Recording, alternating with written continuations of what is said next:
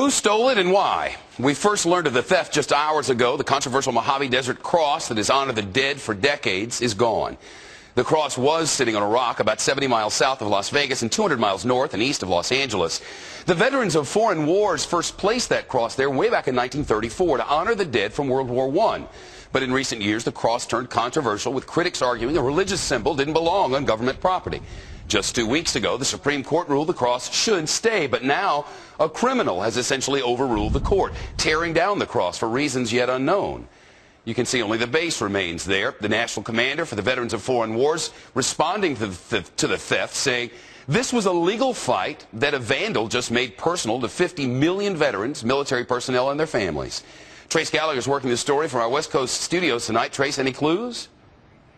Well, Shep, they believe this thing was stolen sometime either Sunday night or early Monday morning. Remember, this is a big 7-foot cross made out of metal pipe filled with concrete, so it's very heavy, and the working theory is that it was more than one person. The thieves actually, they cut the bolts that attach the cross to the bedrock below. Now, remember, a judge ruled that while this controversy was making its way through the courts, that the cross would have to be covered in plywood. They got a call on Saturday. Someone said that the plywood had been torn down. And when the caretaker went out to repair the plywood yesterday, that's when he noticed, Shep, that the cross and the plywood both were gone. So they're going to rebuild the thing?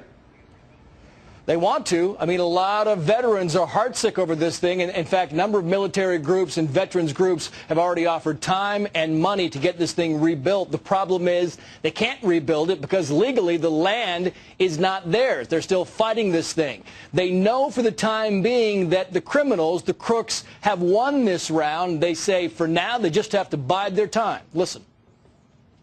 We're used to taking orders, so let's be patient. And let's go out there and win this case and go out there and rebuild it and rebuild it perhaps even more elegantly than it was. You know, simple, very simple before. Let's rebuild it in a more elegant manner. Incidentally, the ACLU, which has been fighting against having this cross on public land, has not commented on the thieves stealing it. They only want to comment on the case itself, Shep. They've rebuilt this cross before, haven't they, Trace? A number of times, yeah. I mean, this thing has been there for 76 years. It was built in 1934 to commemorate the heroes of World War I.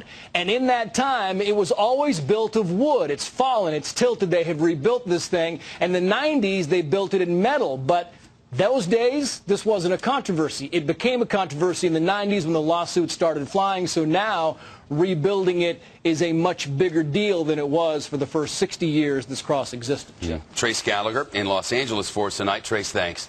The oldest son of the vice president